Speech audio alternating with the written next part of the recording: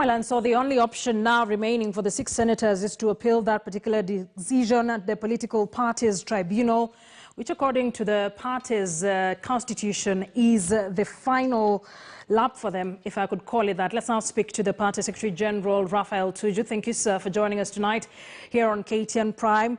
We have some generalities here: disloyalty, insubordination. But what are some of the specific offences that these 6 senators have committed in line with the party's constitution? Well, there are 6 different senators, so each of them had different charges. I can't go into details of all of them. Generalities, they have basically violated the party constitution, and there are disciplinary issues that are listed in Article 13 of our constitution. There are about maybe more than 10, a dozen of them, and it's not possible to go through any of them. But if you violate even just one, that's enough to get you out of the party, according to our constitution. The timing of this for many, and especially your critics, seems very suspect, coming at a time where those allied to Deputy President William Ruto and who are in your party have decried persecution and witch hunt from the party. Is this what's happening? Let me tell you, one thing is that this is not something that we are doing with glee. These are members, and we have exercised a lot of patience with them. Some of their cases date back to last year. There's been a lot of patience in the leadership of the party to give them a chance, to reach out to them, to try and ask them to, toe the party line, to support BBI, which is a brainchild of the president and former prime minister. And they have constantly gone out, making very incendiary statements, being very obnoxious sometimes. And we've been patient, really been patient for close to a year. And they go on and on and on and on. And a time comes when you say enough is enough. So I can tell you that this is not something that we are doing gleefully and that we are enjoying doing it. Not at all. It is with a lot of pain that we have to take this kind of action as a party. So it is majorly pegged on support or lack of the BBI initiative? Not really, because the voting on that is still to come at the National Assembly, at the Senate, or at the county assemblies. But they have made some very incendiary remarks along the way, apart from the disciplinary cases that we're facing it. Apart from the disciplinary cases that they faced, they still made some very incendiary remarks that we have on record. Some of them are on tape, some of them on their tweets and on Facebook. And we have, looked at all this, taken the evidence, and today, after discussions, the decision was made that, unfortunately, they have to look elsewhere for nomination. This decision taken by the party today, and those very critical of some of these decisions have said that the party is laying groundwork for a grand scheme of things in impeaching Deputy President William Ruto, that, of course, we are reducing his support at the Senate to be able to make this happen at the end. What do you say to that? There are always conspiracy theories. We've had enough of them from the United States. That's just conspiracy theory. You treat it as that? Is there an intention? Is there an intention to impeach the deputy president? Because when you talk about not supporting the BBI and some of these remarks, we are seeing other members doing it. So does this fate await other MPs or members of Jubilee, and of course, in extension, the deputy president? Again, that's speculation. I think I was asked about that. I've been asked about that severally by some of your, sister organizations like your newspaper today. And I've said it's just speculation. There's no time when we have set as a party to discuss the possibility of that kind of impeachment. So there's nothing to discuss there. So does this same fate await other Jubilee Party members who are not towing the line, so to speak? As I told you, this is not something that we are doing gleefully. This is something we are doing with a lot of sadness. We want there to be room for everyone in Jubilee. There are many times that even I have disagreed with some of the things that maybe we have decided as a party to do, but there are right channels for doing that. You express your dissatisfaction, you express your disagreement in a civil manner with the decorum, and you'll be heard. But when you decide that funerals and other public spaces are the forum in which you attack the Jubilee government and to make very unfortunate remarks even against the president and the first family, I think these guys are stretching it too much. Right. So this, interestingly, coming at a time when senators in the Jubilee Party have received an invite to a parliamentary group meeting slated for tomorrow. But what's more interesting, that this invite came from the Deputy Majority Whip, Senator Farhia Haji, and not the Majority Whip himself, Irungu Kang'ata. Is there any particular reason this happened? I'm not a part of the leadership of the Jubilee Party in the Senate. I received the invitation as well. I'm expected and allowed to attend. I'm an ex-official member of any of the parliamentary group meetings and the county assembly meetings. So I'm expected to attend, and I suspect I should be able to attend tomorrow. As to how those invitations are done, I have nothing at all to do with that. Who ordinarily, and I'm sorry, I'm still putting it up on that, who ordinarily would send such invites? I mean, I'd imagine you have a know-how on how things happen on that end.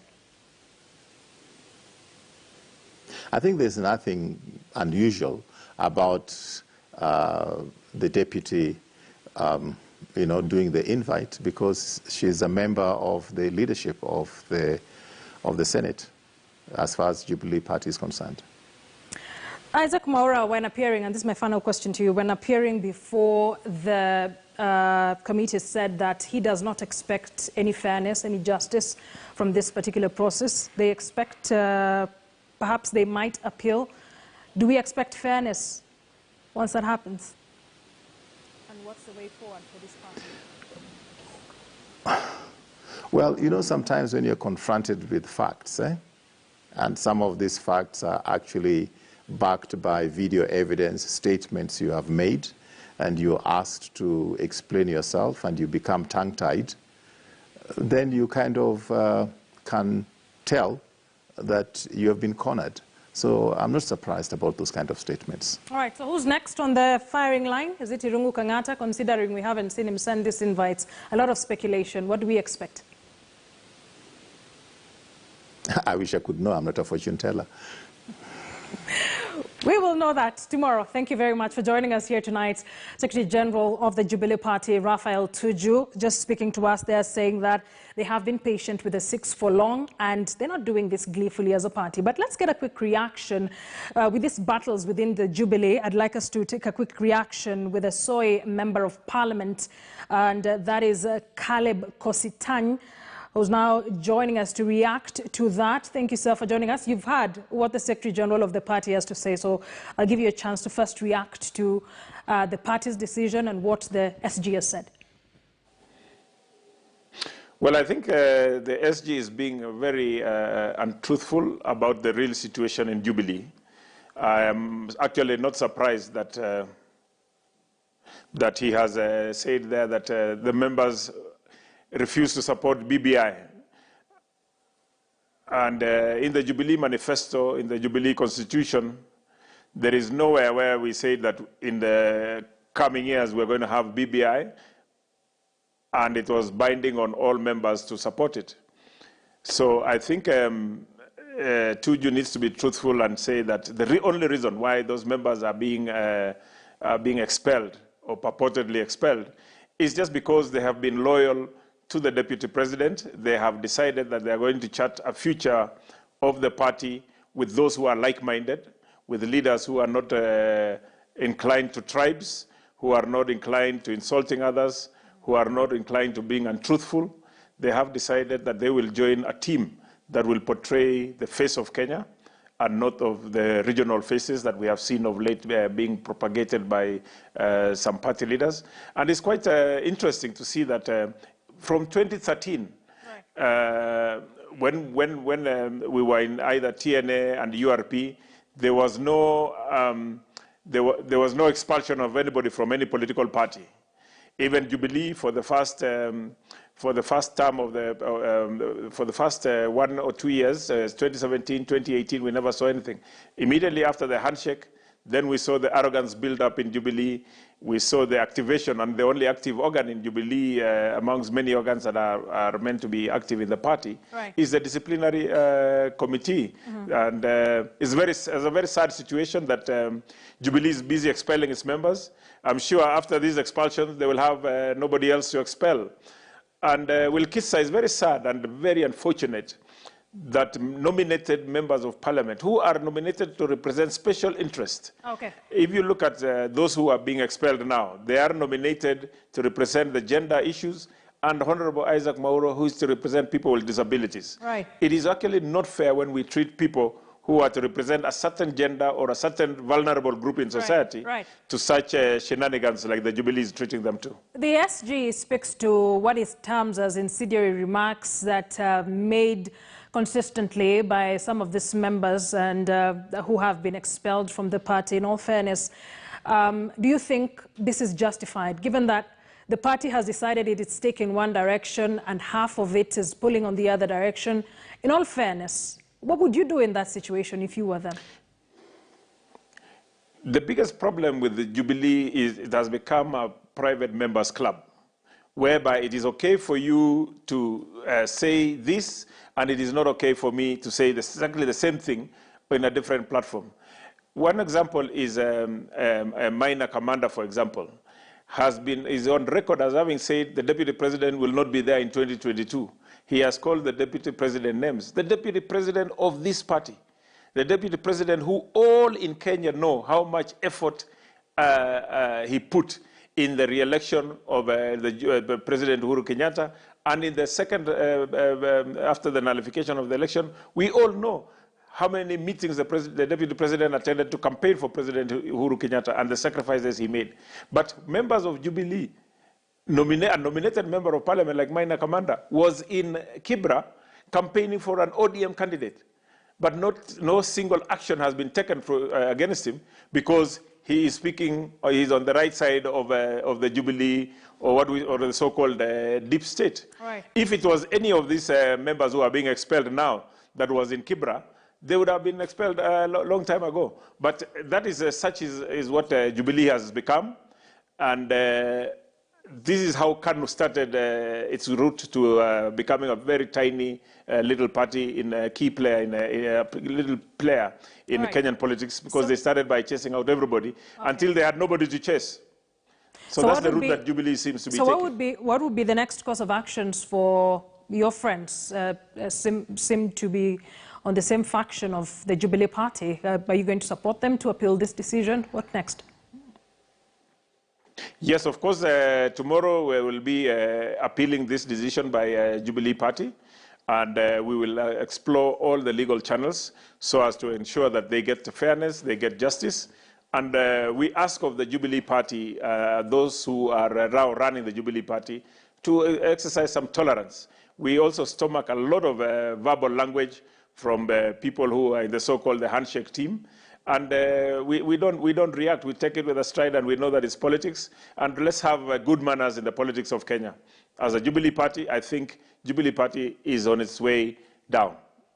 There's a parliamentary group meeting called for tomorrow for senators. Your thoughts on that? There's been a lot of speculation about what would likely be the agenda for this meeting. How do those in your faction feel about this meeting? Well, I think the menu is one. Jubilee never holds any PG meetings without expulsion and suspension and the sacking of its members, loyal members, is on the menu. So I think on the menu is Senator Kangata. I'm sure it will be a very brief meeting to replace him with whoever they will nominate. They actually want another yes man.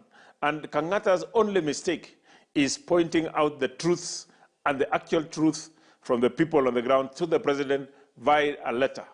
I don't think Kangata has committed any crime. He spoke the truth to the president, but there seems nobody wants to listen to the truth. So the president wants to be told what he wants to hear.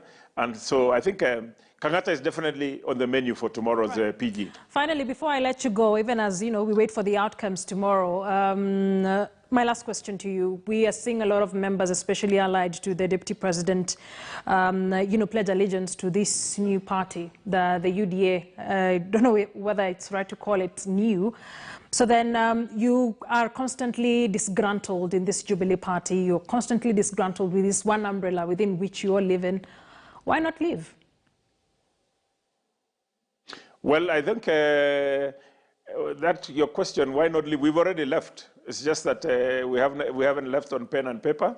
I have written a letter today to reduce my subscription to Jubilee from 10,000 shillings a month to 500. We have formed an association we are calling Kazi ni Kazi, where we will channel the funds that we've been contributing to Jubilee to that foundation, whereby we will use that funds to empower the less vulnerable in society. And I think it's a matter of time between us and Jubilee. We are no longer, personally, I am no longer in that political party. I am waiting for the day that I will register as a member of UDA. And for whatever seat I will run in the next election, I will not run under Jubilee, because Jubilee is now a dead party. So then why not live with finality on pen and paper and go back to your voters for re-election? Well, Kisa, you have to think about the state of the economy now. We have very serious issues. We have a debt ceiling that is choking our economy. We have the COVID-19 situation that is here with us, the pandemic. And we are over 150 members of parliament who would have to resign from Jubilee. So that will, 1 year to another general election, I don't think it would be wise. It is a known fact that we have left Jubilee. So I think it's just for them to start operating knowing that we are no longer members of Jubilee, and they will then have to agree. And with Kisa, I need to say this before we finish. It is very sad to be a nominated member of parliament, because there is nothing they can do to me. I was elected by the people of Soy. Right. The only people who can impeach me are the people, or remove me from office, are the people of Soy. But right. Jubilee is misusing the fact that they had the power to nominate these members of parliament, and we hope that the courts, we hope that the political parties tribunal will give them justice, so that justice is served to these members of parliament who are very loyal. They sacrifice a lot for the Jubilee party, right. And most of them are our dear sisters who are representing the gender in parliament, and they are very good legislators, they are very good debaters, they are very good parliamentarians. We hope that they will get justice elsewhere, because they can't definitely get it in Jubilee. All right. Thank you very much. I'd have to end it at that point, but thank you very much, Caleb Kositany, for joining us. You've baptized me a new name tonight. The name is Akisa Wandera. Thank you for joining us for this conversation. I'd like us now to take a short commercial break. I'm seeing a lot of your comments on this. We'll take sampling a number when we get back. But when we get back from the break, something that the MP has alluded to, the battles within the Jubilee party going a notch higher, with members now asking for their deductions